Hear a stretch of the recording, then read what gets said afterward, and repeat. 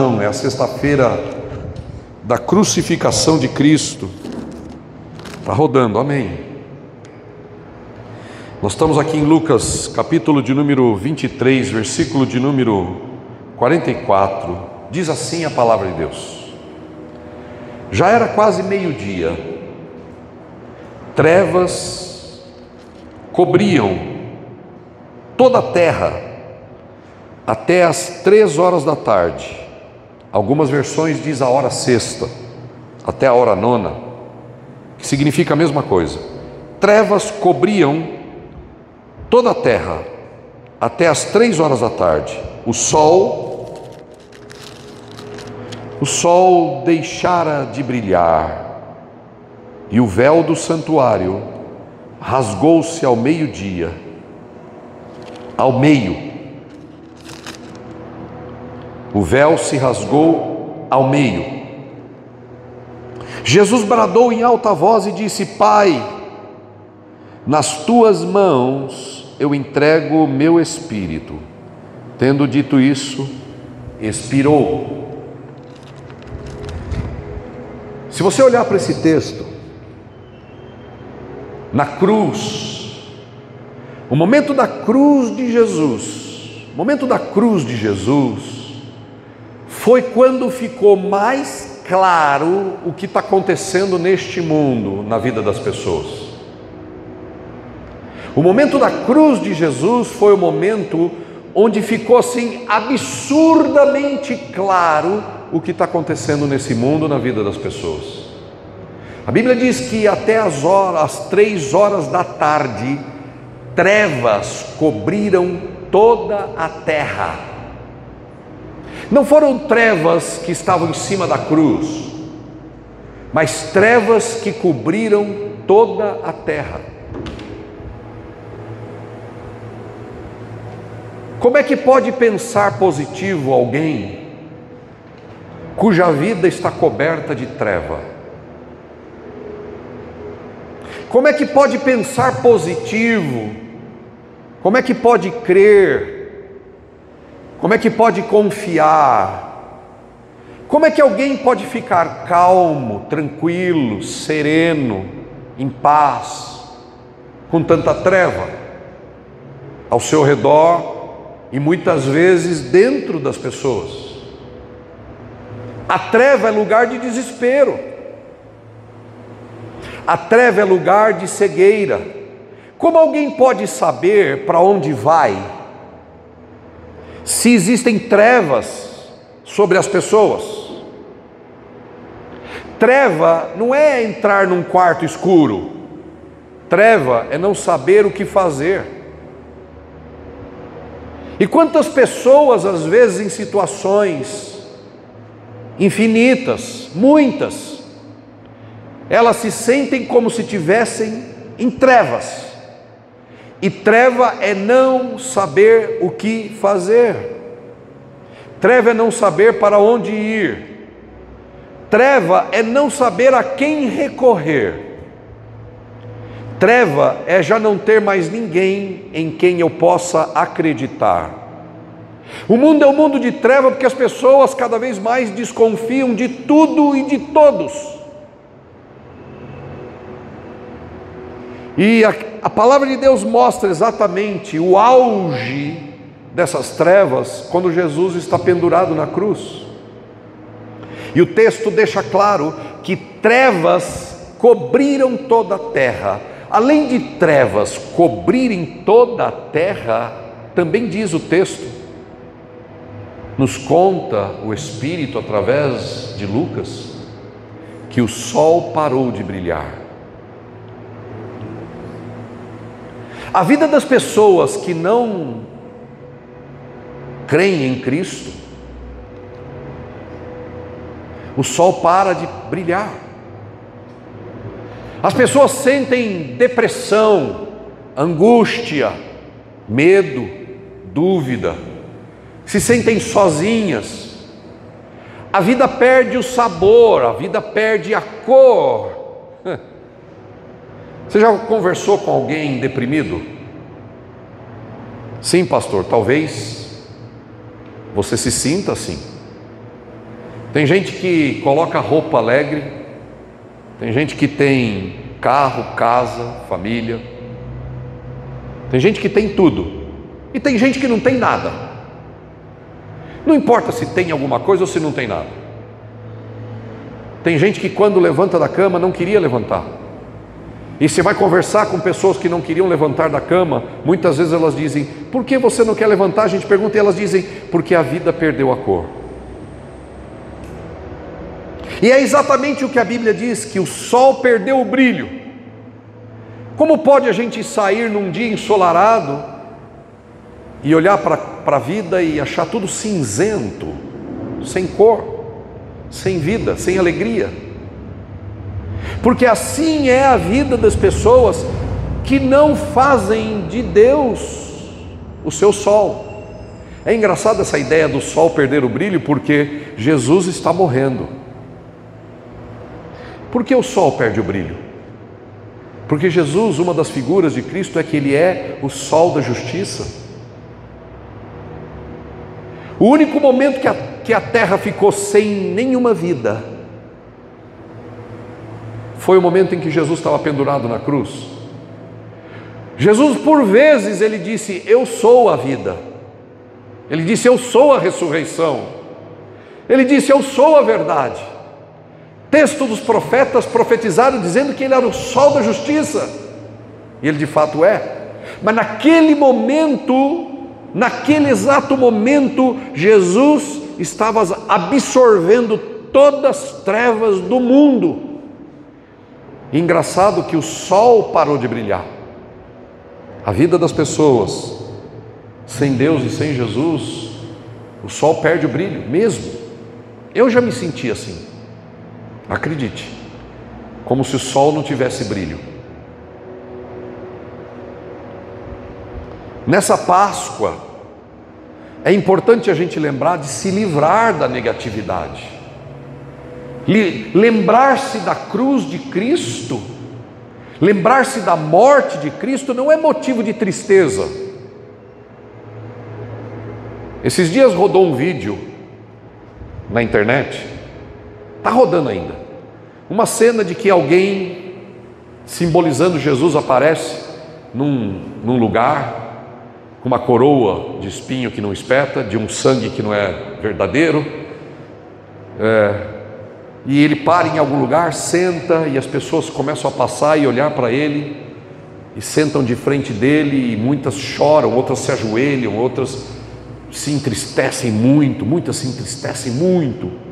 E eu fico pensando, por que as pessoas se entristecem olhando para Jesus? Assim, talvez, eu não estou dizendo que eu tenho razão, mas talvez muitas pessoas sintam pena de Jesus por causa da morte que Ele sofreu, sintam dó de Jesus pelo sacrifício que Ele teve que fazer. Mas deixa eu dizer, meus irmãos, esse não é o sentimento que Deus espera de nós, que a gente sinta pena de Jesus pela morte horrível que Ele passou. Isso não é o que o Espírito de Deus espera de você e de mim, que a gente sinta pena ou tristeza porque Jesus ficou todo retalhado. Se nós sentimos pena de Cristo ou dó de Cristo, ou sentimos que horror um homem passar por isso e choramos de dó e de pena, nós não entendemos o propósito da cruz. O propósito da cruz não é a gente sentir pena de Cristo por sofrer tanto. O propósito da cruz é a gente entender que Ele estava tomando no corpo dele todas as nossas trevas. O propósito da cruz é que Jesus estava levando toda a nossa falta de brilho, toda a nossa falta de luz, todas as nossas trevas, as nossas angústias, os nossos medos, os nossos pecados, as nossas dores internas, a nossa sensação de abandono, a nossa sensação de rejeição, a nossa sensação de culpa, a nossa capacidade de culpar os outros, de julgar os outros. Todas as trevas estavam sendo levadas no corpo de Jesus. E foi o único jeito de Deus realmente trazer de volta a luz para a gente. Jesus falou muitas coisas importantes na cruz. Uma delas foi: meu Pai, Por que me abandonaste? O único momento na vida de Jesus que ele se sentiu como eu e você, de maneira real, foi na cruz. Porque até então, Jesus sabia que as pessoas sentiam-se abandonadas, mas na cruz ele deixou de saber, ele sentiu o abandono do Pai. E ele disse: Pai, por que você me abandonou? E essa pergunta de Jesus precisa de uma resposta. Por que ele se sentiu abandonado? Quantas vezes a gente se sente abandonado? Aliás, Jesus tomou a sensação de abandono que todo ser humano tem no corpo dele. Jesus sentiu a sensação de abandono, de estar só, da humanidade inteira. A humanidade inteira se sente só. E todo mundo é capaz de fazer qualquer coisa para se sentir perto de alguém. Tem muitas pessoas que se entregam ao sexo ilícito para poder sentir o calor do corpo de alguém. Tem muita gente que se entrega à prostituição só para sentir o abraço de alguém. E sabe, é por isso que Deus é capaz de perdoar e nós não. Deus é capaz de perdoar porque Ele sabe que muitos pecados das pessoas não é o motivo. O motivo não é fazer o mal ou viver o mal. O motivo das pessoas é querer o bem. Muitas pessoas erram o caminho não porque querem rebeldemente errar o caminho. Muitas pessoas erram o caminho porque elas querem algo bom. Elas só estão procurando do jeito errado, no lugar errado. Mas muitas pessoas erram o caminho, vendem o seu corpo, se entregam ao sexo ilícito, à prostituição, à droga, à bebida, ao trabalho interminável, trabalham demais. Que a gente só pensa em sexo, né? Na igreja a gente só pensa que pecado é sexo. Pecado é trabalhar demais. Pecado é não confiar. Pecado é não crer que Deus existe e cuida de você. E as pessoas fazem e cometem pecado muitas vezes, a motivação de quem peca é só para encontrar a sensação de não estar só. Muita gente vai para o boteco, como eu disse, muita gente vai para o bar, muita gente vai beber até cair lá no bar, porque não tem ninguém dentro de casa que escute ela. Muitas pessoas se entregam a coisas ilícitas, em termos de drogas, etc. Lícitas e ilícitas. Não porque querem se matar, mas porque elas querem relacionamento, elas querem se sentir alguém, elas querem conversar com alguém e querem ser ouvidas. Só que elas estão procurando no lugar errado. Elas não sabem disso. E aí chega lá, elas bebem, dão risada até cair, elas conversam e alguém ouve. Ninguém fica julgando ou condenando elas.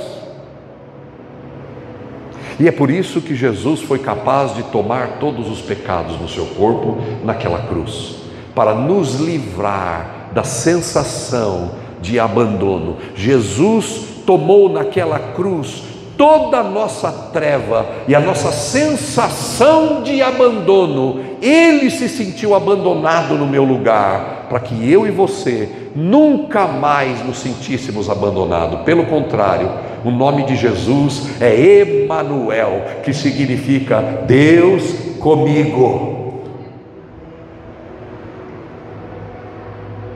Deus com você. Jesus foi para aquela cruz para que você soubesse: eu estou com você até o fim dos tempos. Para você nunca mais se sentir só. Porque você sabe, minha irmã, meu irmão, sabe de uma coisa? Você nunca vai obter essa satisfação através de nada, nem de ninguém. Tem gente que casa para não se sentir só e continua sentindo só depois de casado. O marido não pode oferecer essa sensação eterna de que eu estou seguro, de que está segura. Não é na igreja que a gente se sente abraçado, entendido, compreendido. Não, é em Cristo. Não confunda a igreja com Cristo. Estar na igreja é ouvir sobre Ele, mas estar nele é outro assunto. É nele que você sente plena satisfação, é nele que você se livra de toda carga negativa. É em Cristo. É engraçado que depois da cruz, muitos discípulos foram embora, quase todos. E Jesus, depois da ressurreição, e Ele ressuscitou, a propósito, Jesus ressuscitou, louvado seja o nome de Jesus. Jesus ressuscitou, Ele não ficou pendurado para sempre na cruz, Ele vive, amém, Ele vive, Ele vive. E depois da ressurreição, o primeiro lugar que Ele foi é encontrar gente que está tocando a vida. Jesus foi atrás, a primeira pessoa que a Bíblia conta que Jesus foi atrás, Ele foi atrás de quem está tentando tocar a vida, de quem está no caminho. Eu estou falando de duas pessoas que estavam no caminho, chamado caminho de Emaús, da cidade de Emaús. Estavam andando, tocando a vida, porque eles tinham perdido a esperança, porque Jesus morreu. E diz o texto que Jesus se aproximou deles e começou a conversar com eles. Mas olha que coisa interessante, o Espírito Santo não registra nada por acaso, né, na Bíblia. No meio da conversa, Jesus perguntou para eles: sobre o que vocês estão discutindo? Versículo 17. Enquanto caminham. Como a gente tem discussão enquanto a gente caminha na vida, hein? A gente tem um monte de ideias sobre tudo. A gente fica tentando pensar, puxa vida, e agora? A nossa esperança qual será? Como, para onde nós vamos? O que eu faço? Eu achava que tal coisa ia dar certo. Eles achavam que Jesus ia dar certo. E agora Jesus morreu. Quantas vezes você já sentiu assim? Vou fazer tal coisa porque eu acho que isso vai dar certo. E eles estavam no caminho, tentando conversar sobre, e agora? O que a gente vai fazer? E o verso 17 diz, que Jesus perguntou, sobre o que vocês estão discutindo enquanto caminham? Eles pararam, olha que coisa, eles pararam com o rosto, ou com os rostos entristecidos. Eles pararam com rostos entristecidos. Versículo 17 do capítulo 24 de Lucas. Capítulo 24, verso 17. Eles pararam com os rostos entristecidos. Eles estavam tão entristecidos com a morte de Jesus, que eles nem viram que quem estava do lado era o próprio Jesus. Gente, toda vez que você permite que a tristeza fique em cima da sua cabeça, você permite que a negatividade fique sobre a sua cabeça. Toda vez que você permite que a tristeza tome conta dos seus pensamentos e do seu coração, toda a negatividade dessa nuvem escura vai ficar dentro das suas emoções, dentro do seu coração. E quando a gente fica triste, a gente perde a força. A gente começa a perder a fé. A gente começa a achar que não vai ter solução. A gente começa a achar que as coisas não vão dar certo. Porque a tristeza toma conta. A negatividade toma conta junto com a tristeza. E às vezes a tristeza vai tomando conta de uma tal forma que a gente começa, escute isso, que a gente começa a acreditar que se eu ficar triste, as coisas vão mudar. Pode parecer meio doido isso, mas muita gente começa a ficar triste,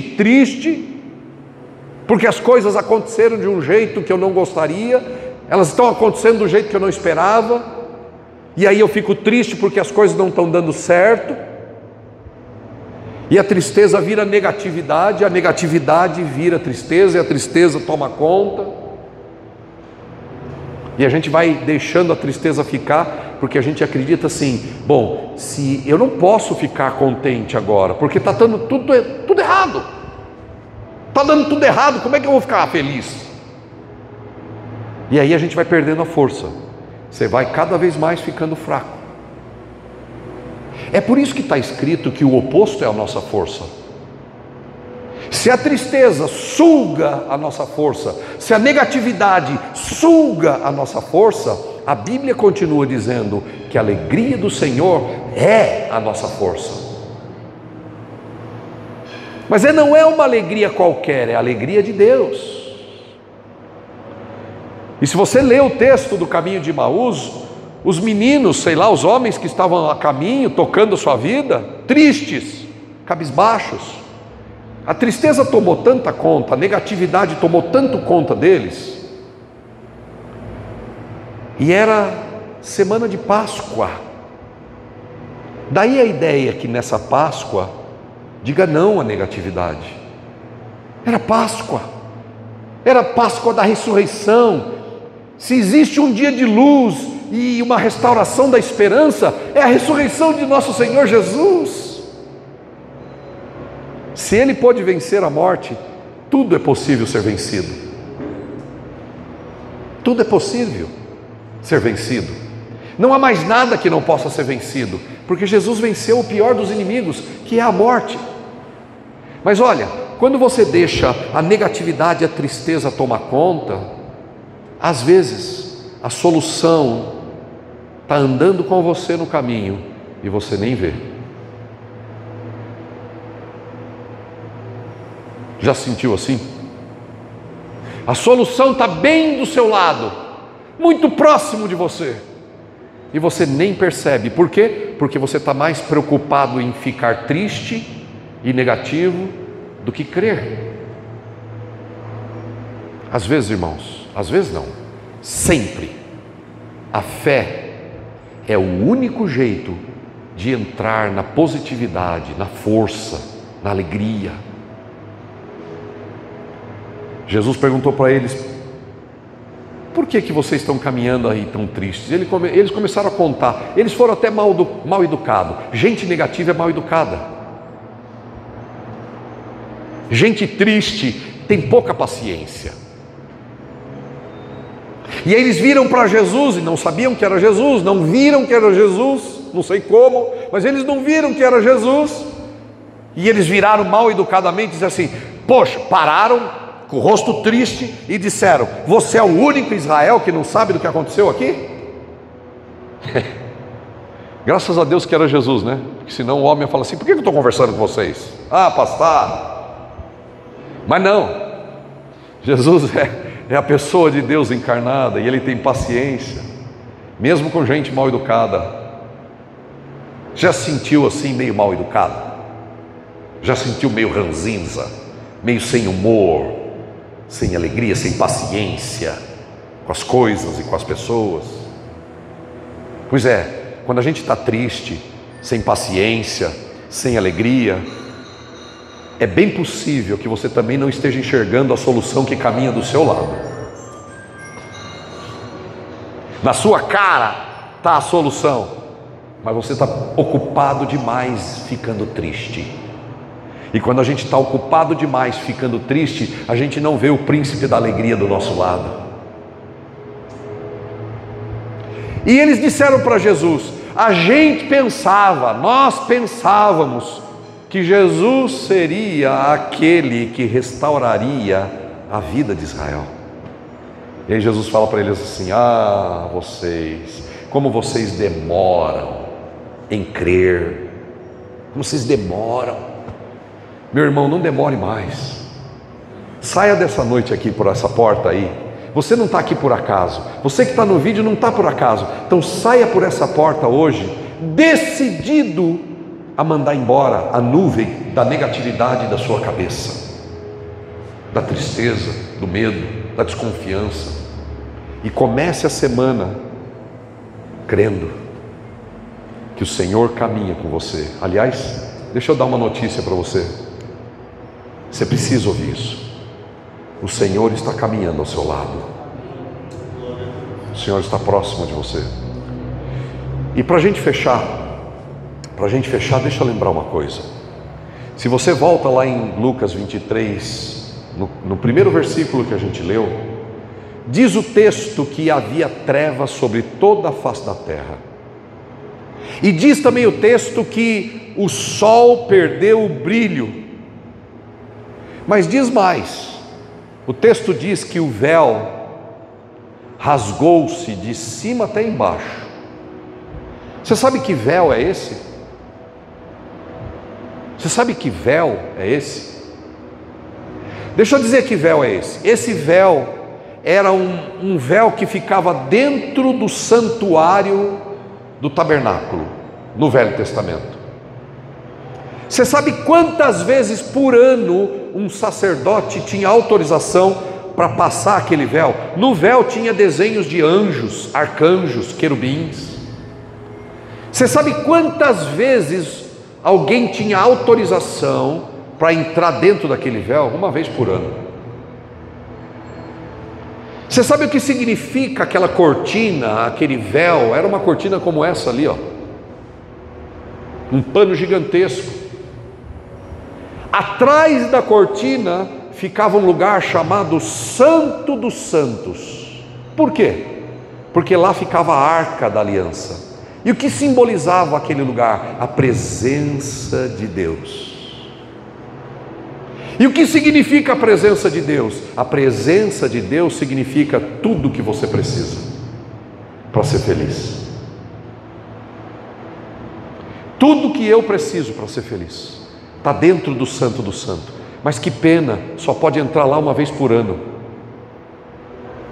Como é que eu faço o resto dos 364 dias da minha vida? Eu estou por conta própria?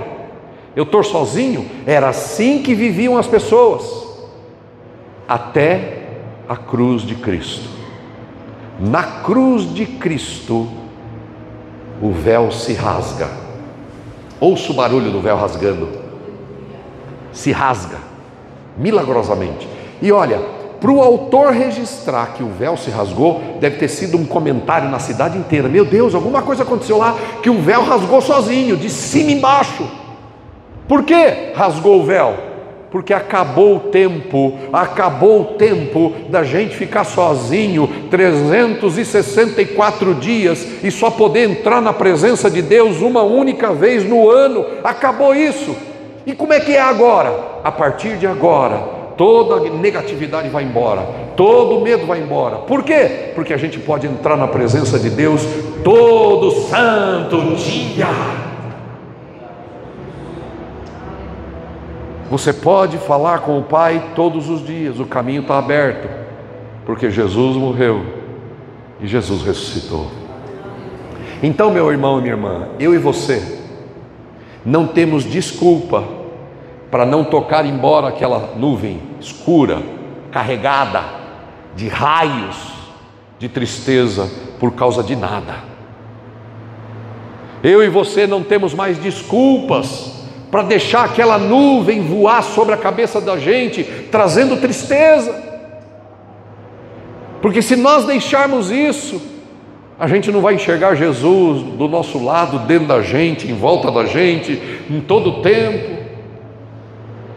A tristeza impede você de ver a luz. A tristeza impede você de enxergar o Verbo. A tristeza impede você de ouvir a voz de Deus. A negatividade impede você de ouvir que quem está falando com você é a própria vida de Deus. Eles não reconheceram o rosto e não reconheceram a voz. E eles eram discípulos de Jesus. Não reconheceram a voz, não conseguiram compreender o rosto, mas era Jesus. Meu irmão, manda embora a nuvem. Como é que eu faço isso, pastor?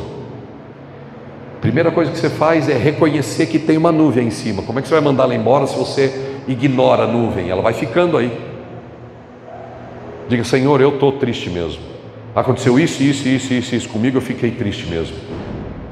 E eu estou triste por causa disso, mas eu não quero mais ficar triste, me ajuda. E aí você vê a nuvem ir embora por causa do seu pedido de ajuda. Porque Deus está com você, Deus está comigo. E a treva vai embora. E a nuvem escura vai embora. A minha avó me contou um ditado que eu nunca mais esqueci. Já falei ele muitas vezes, vou falar de novo. Ela dizia assim: a gente não pode impedir que os pássaros voem sobre a nossa cabeça. Não dá para impedir. Mas a gente pode impedir que eles façam um ninho na nossa cabeça. Pare de deixar os pássaros da negatividade pousar e fazer ninho na cabeça. Manda embora. Manda embora através da confiança em Deus, da oração, da busca de Deus, da fé. Senhor, manda embora esses pássaros da negatividade. Eu não quero mais ficar triste. Eu quero a força da sua alegria, Senhor. E você vai provar a força da alegria de Deus. Amém? Vamos ficar de pé. Deus abençoe muito, muito a sua Páscoa. E nesta Páscoa, diga não à negatividade. Deus te abençoe.